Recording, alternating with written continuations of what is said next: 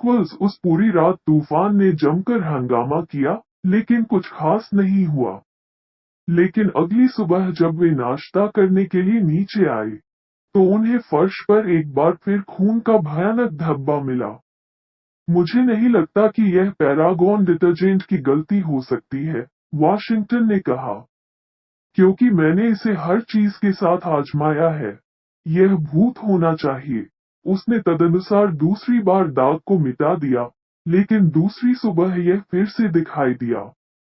तीसरी सुबह भी यह वहां था। हालांकि पुस्तकालय को रात में श्री ओटिस ने स्वयं बंद कर दिया था और चाबी ऊपर ले गई थी। पूरा परिवार अब काफी दिलचस्पी लेने लगा था। मिस्टर ओटिस को संदेह होने लगा कि वो भूतों के अस्तित्व को नकारने में बहुत हठधर्मी थे। श्रीमती ओटिस ने साइकिकल सोसाइटी में शामिल होने का अपना इरादा व्यक्त किया और वॉशिंगटन ने मैसर्स को एक लंबा पत्र तैयार किया। मायर्स और पॉडमोर अपराध से जुड़े होने पर सांवले दागों के स्थायित्व के विषय पर। उस रात फैंटास्मता के वस्तुनिष्ठ अस्तित्व के बारे में सभी संदेह हमेशा के लिए दूर हो गए। दिन गर्म और धूप वाला था और शाम की ठंडक में पूरा परिवार गाड़ी चलाने के लिए निकला। वे रात 9 बजे तक घर नहीं लौटे। जब उन्होंने हल्का भोजन किया, बातचीत किसी भी तरह से भूतों पर नहीं पड़ी, इसलिए ग्रहणशील अपेक्षाओं की वे प्राथमिक शर्तें भी नहीं थीं जो अक्सर मानसिक घटनाओं की प्रस्तुति से पहले होती थीं। चर्चा किए गए विषय, जैसा कि मैंने मिस्टर ओटिस से सीखा है, केवल बेहतर वर्ग के सुसंस्कृत अमेरिकियों की सामान्य बातचीत के रूप में थे, जैसे कि एक अभिनेत्री के रूप में सारा बर्नहार्ट पर मिस फैनी डेवोनपोर्ट की अत्यधिक श्रेष्ठता, हरे मकई, एक प्रकार का अनाज केक, और होमनी प्राप्त करने की कठिनाई, यहाँ तक सबसे अच्छे अंग्रेजी घरों में भी। विश्व आत्मा के विकास में बोस्टन का महत्व, बैगेज के फायदे, रेलवे यात्रा में चेक सिस्टम, और लंदन ड्रॉ की तुलना में न्यूयॉर्क उच्चारण की मिठास। अलौकिक का कोई उल्लेख नहीं किया गया था और न ही सर साइमन डी कैंटरविले का किसी भी तरह से उल्लेख किया गया था। 11 बजे परिवार सेवानिवृत्त हो गया और आधी रात तक सभी लाइटें बुझ गईं।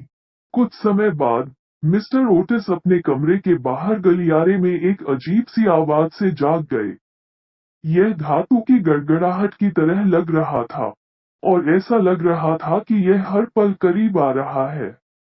वो फौरन उठा, माचिस की तीली मारी और समय की ओर देखा। ठीक 1 बजे थे। वो काफी शांत था और उसकी नब्ज को महसूस कर रहा था, जो बिल्कुल भी बुखार नहीं था। अजीब शोर अभी भी जारी था और इसके साथ ही उसने कदमों की आवाज स्पष्ट रूप से सुनी।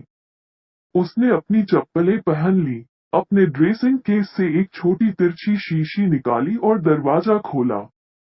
सही उसके सामने उसने देखा, वान चांदनी में, भयानक पहलू का एक बूढ़ा आदमी।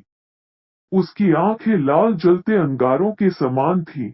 उलझे हुए कुंडलों में उसके कंधों पर लंबे भूरे बाल गिरे। उसके वस्त्र, जो प्राचीन कटे हुए थे, गंदे और फटे हुए थे, और उसकी कलाइयों और टखनों से भारी मैनिकल्स और जंग लगे जाइफ टंगे हुए थे। मेरे प्रिय महोदय, श्री ओटिस ने कहा, मुझे वास्तव में उन जंजीरों को तेल लगाने पर जोर देना चाहिए, और उस उद्देश्य के लिए आपके लिए टैमनी राइजिंग सन लुब्रिकेटर की एक छोटी बोतल लाया हूँ। इसे एक आवेदन पर पूरी तरह से प्रभावकारी कहा जाता है, और हमारे कुछ सबसे प्रतिष्ठित देशी देवताओं के रैपर पर उस प्रभाव के कई प्रशंसा पत्र हैं। मैं इसे आपके लिए बेडरूम मोमबत्तियों द्वारा यहाँ छोड़ दूंगा, और आपको इसकी आवश्यकता होने पर आपको और अधिक आपूर्ति करने में खुशी होगी। इनके साथ शब्द संयुक्त राज्य के मंत्री ने बोतल को संगमरमर की मेज पर रख दिया और अपना दरवाजा बंद कर आराम करने के लिए सेवानिवृत्त हो गए। एक पल के लिए कैंटरविले भूत प्राकृतिक आक्रोश में काफी गतिहीन खड़ा था, फिर बोतल को पॉलिश किए हुए फर्श पर जोर से थपथपाते हुए वो गलियारे से नीचे भाग गया। 24 खोखले कराहते हुए और एक भयानक हरी बत्ती का उत्सर्जन कर रहा था। हालांकि जैसे ही वो महान ओक की सीढ़ी के शीर्ष पर पहुंचे, एक दरवाजा खुला हुआ था।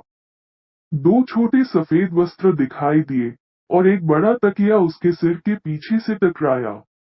जाहिर तौर पर खोने का समय नहीं था, इसलिए जल्दबाजी में अंतरिक्ष के चौथे आयाम को पलायन के साधन के रूप में अपनाते हुए वो वेन्सकॉटिंग के माध्यम से गायब हो गया और घर काफी शांत हो गया। मुझे वास्तव में आपके द्वारा उन जंजीरों को बांधने पर जोर देना चाहिए। बाएं पंख में एक छोटे से गुप्त कक्ष में पहुंचने पर वो अपनी सांस को ठीक करने के लिए एक चंद्रमा की किरण के खिलाफ झुक गया और अपनी स्थिति का एहसास करने की कोशिश करने लगा। 300 साल के शानदार और आबादित करियर में उनका इतना घोर अपमान कभी नहीं हुआ था। उसने डाउजर डचेस के बारे में सोचा, जिसे उसने अपने फीते और हीरे में कांच के सामने खड़े होने पर भयभीत कर दिया था। 4 गृहिणियों के बारे में जो उन्मादी हो गई थी जब उन्होंने केवल एक अतिरिक्त पर पर्दे के माध्यम से उन पर मुस्कुराया था। शयन कक्ष पेरिश के रेक्टर की, जिसकी मोमबत्ती उसने बुझाई थी क्योंकि वो एक रात पुस्तकालय से देर से आ रहा था, और जो तब से सर विलियम गुल की देखरेख में था, जो तंत्रिका विकारों के लिए एक पूर्ण शहीद था, और बूढ़ी मैडम डी ट्रमोइलेक की, जो एक सुबह जल्दी उठी और आग के पास कुर्सी पर बैठे एक कंकाल को अपनी डायरी पढ़ते हुए देखा। मस्तिष्क ज्वर के हमले के साथ 6 सप्ताह के लिए अपने बिस्तर पर कैद थी और उस पर वसूली चर्च के साथ मेल मिलाप हो गया था और उसको ख्यात संशयवादी महाशय डे 26 वोल्टेयर के साथ अपना संबंध तोड़ दिया था। उन्होंने उस भयानक रात को याद किया जब दुष्ट लॉर्ड कैंटरविले को उनके ड्रेसिंग रूम में घुटते हुए पाया गया था। उनके गले से आधे रास्ते में हीरे की घुंडी लगी हुई थी और मरने से ठीक पहले कबूल किया कि उन्होंने चार्ल्स जेम्स फॉक्स को 50,000 पाउंड में से धोखा दिया था। क्रॉकफोर्ड ने उसी कार्ड के माध्यम से, और कसम खाए कि भूत ने उसे निगल लिया था। उसकी सभी महान उपलब्धियां फिर से उसके पास वापस आ गई।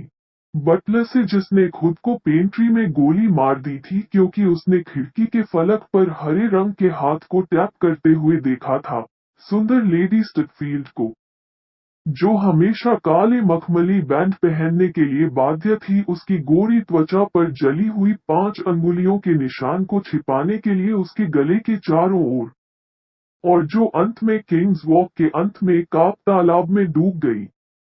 सच्चे कलाकार के उत्साही अहंकार के साथ उन्होंने अपने सबसे प्रसिद्ध प्रदर्शनों को देखा और खुद को कड़वा मुस्कुराया क्योंकि उन्होंने रेड रूबेन या स्ट्रैंगल्ड बेब के रूप में अपनी आखिरी उपस्थिति को याद करते हुए ग्वांट गिबून द ब्लड के रूप में अपनी शुरुआत की। बैक्सले मूर का चूसने वाला, और जिस हंगामे ने 27 जून को एक प्यारा सा उत्साहित किया था। शाम को लॉन टेनिस मैदान पर अपनी हड्डियों से केवल 9 पिन खेलकर, और इस सब के बाद कुछ दुखी आधुनिक अमेरिकियों को आकर उन्हें उगते हुए सूर्य स्नेहक की पेशकश करनी थी और उनके सिर पर तकिए फेंकना था। यह काफी असहनीय था। इसके अलावा इतिहास में किसी भी भूत के साथ इस तरह का व्यवहार कभी नहीं किया गया था।